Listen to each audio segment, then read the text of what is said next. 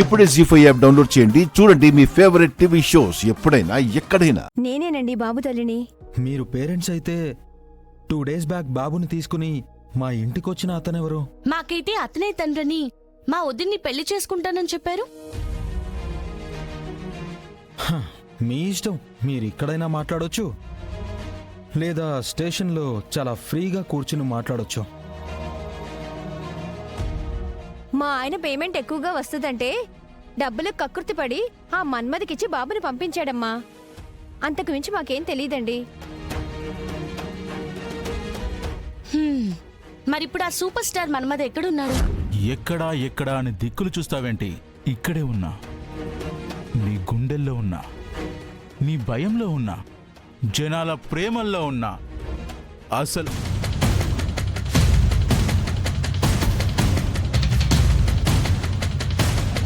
ఇదేంటిది? Real life క్యారెక్టర్లు ఇలా రియల్ లైఫ్లోకి వచ్చేసాయి. ఇప్పుడు ఎలా మేనేజ్ చేయాలబ్బా?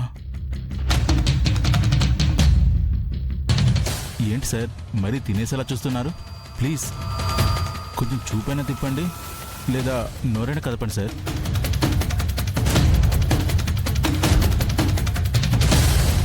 సార్ భయమేస్తుంది సార్. ప్లీజ్ మ్యాన్ హ్యాండ్లింగ్ వద్దు. పెద్ద మనుషుల్లాగా పక్కన కూర్చొని మాట్లాడుకుందాం. Please sir. మేడం మీరైనా చెప్పండి. వద్దులేండి, మీకన్నా సారే నయం. ఒక్కటే క్వశ్చన్ అడుగుతాం, మాకు ఆన్సర్ చెప్పు. మేం ఎలా వచ్చామో అలానే వెళ్ళిపోతాం. అడగండి సార్. ఎందుకు మా ఇంటికి వచ్చావు? ఎవరు చెప్తే నాటకం ఆడావు? అది తప్ప ఇంకేదైనా అడగండి మేడం. చెప్పాను కదా దాత్రి, వీడికి మాటలతో చెప్తే అర్థం కాదని. రేయ్, మన హీరో గారిని కొడుతున్నారు, రండిరా. రేయ్, మా సార్ మీద చేయించుతావరా? ఎవరా నువ్వు? రేయ్,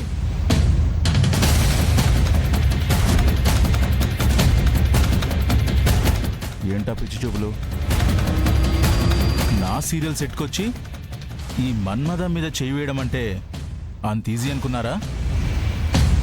చూసారా ఒక్కొక్కరు ఎలా ఉన్నారో? వాళ్ళని కొట్టి నా వరకు రాగలరా? అందరి ధైర్యం నువ్వే అయినప్పుడు ఇంతమందిని కొట్టడం దేనికి? నిన్నొక్కడిని కొడితే సరిపోతుంది.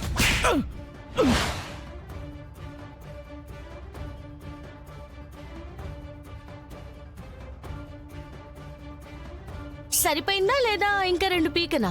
నువ్వు కొట్టిన ఒక్క దెబ్బకే బ్రెయిన్ బేజ ఫ్రై అయిపోయింది. ఇంకా కొడితే ఈ బాడీ తీసుకోలేదు. సమస్యని సామరస్యంగా పరిష్కరించుకుందాం. మరైతే మా ఇంటికొచ్చి మా అక్క పరువుని తీయమని చెప్పిందెవరు? డి ఛానల్ హెడ్ దివ్యాంక గారు.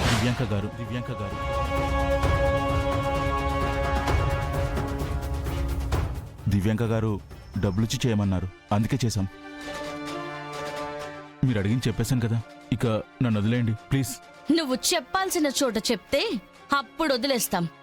పద.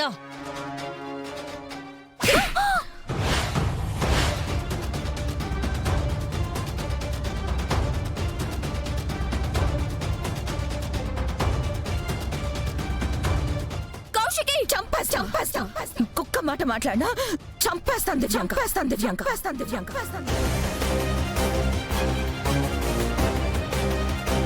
అమ్మో, ఉన్నట్టుండి మీ అక్కేంటి కాచి అమ్మూర్లా మారిపోయింది. దివ్యాంక వెనుక ఉంది మీరేం తెలియాలి? అప్పుడు మీకుంటుంది. నువ్వు ఇన్ని రోజులు ఎన్ని కుప్పికంతులు వేసినా, నా నుంచి నా భర్తని వేరు చేయాలని చూసినా, నీ పాపాన్ని నువ్వే పోతావని ఊరుకున్నాను దివ్యాంక. కానీ నువ్వు ఇవాళ అన్ని హద్దులు దాటేశావు. సురేష్ మనసులో విషయం నింపి నాకు దూరం చేయడానికి, నీకు దగ్గర చేసుకోవడానికి నా క్యారెక్టర్ మీద మచ్చ తీసుకురావాలని చూసా. నిన్నిలానే వదిలేస్తే రేపేం చేయడానికైనా వెనకాడువు. నిన్ను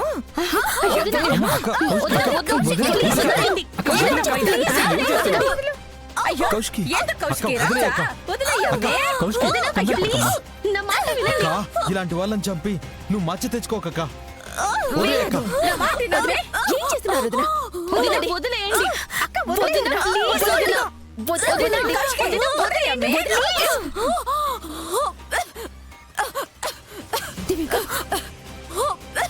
ఏమి నీకేం కాలేదుగా అమ్మా. అసలు మీరేం చేస్తున్నారో మీకు అర్థమవుతుందా వదినా? నువ్వు అడగాల్సింది వదిని కాదు నిషి, ఈ దివ్యాంకని. పగ ప్రతీకారం పేరుతో హద్దులు దాటి ప్రవర్తిస్తుంది. మధ్యలో మాట్లాడవంటే చెంప పగులుద్ది. ఇది నీకు సంబంధం లేని విషయం. నోరు మూసుకొనుంటే ఉండు, లేదంటే వెళ్ళిపో. ఇంకొకసారి దివ్యాంక విషయంలో దివ్యాంకని వెనకేసుకుని వస్తే నువ్వు కాదు నేనే నీ చెంప పగలగొడతాను. నాకే ఎదురు మాట్లాడి నన్నే కొడతాను అంటావా? ఎంత ధైర్యమే నీకు? నిన్ను నిషికా నిషికా నిషికా నిషికా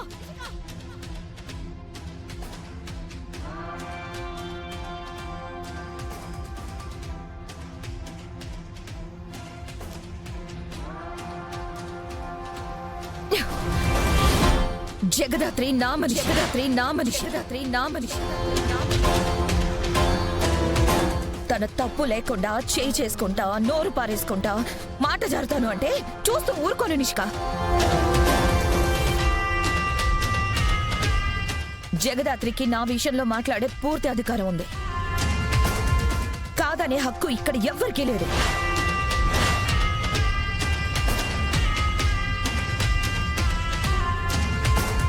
దివ్యాంక తప్పు చేసింది, అందుకే చేయి చేసుకున్నాను. గట్టిగా అరిస్తేనో, ఇలా దారిన పోయేవాడితో చెప్పిస్తేనో అబద్ధం నిజమైపోతుందా? అవునమ్మీ, మొన్న మ్యాట్రిమోనీ నాటకం అయినప్పుడు ఇదంతా దివ్యాంక చేపించిందనేది కూడా నాటకం అయిండొచ్చు కదా. హ, అది ఈ జగదాత్రి కేదార్లు కూడా ఆడించుండొచ్చు కదా. మీ ఫోన్ ఇవ్వండి. చూడండి చూడండి చూడండి, మీరంటున్నట్టు ఈ దివ్యాంగి ఇదంతా చేయించకపోతే ఎందుకు ఇతనికి అంతే డబ్బులేసింది?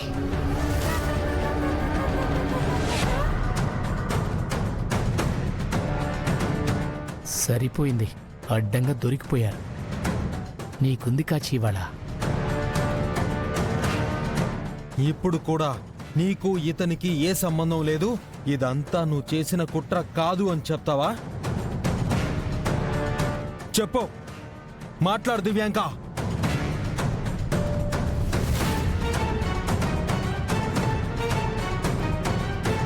చూడమ్మా దివ్యాంక, నువ్వొక ఆడపిల్లవి, పైగా సమాజంలో పేరు ప్రతిష్టలు ఉన్నదానివి. ఇలాంటి కేసులో జైలుకు వెళ్తే నీకు అవమానమని వదిలేస్తున్నాను.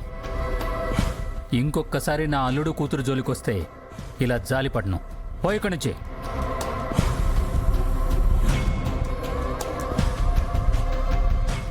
జీ5 యాప్ డౌన్లోడ్ చేసి అన్ని ఎపిసోడ్స్ పూర్తి ఉచితంగా చూడండి.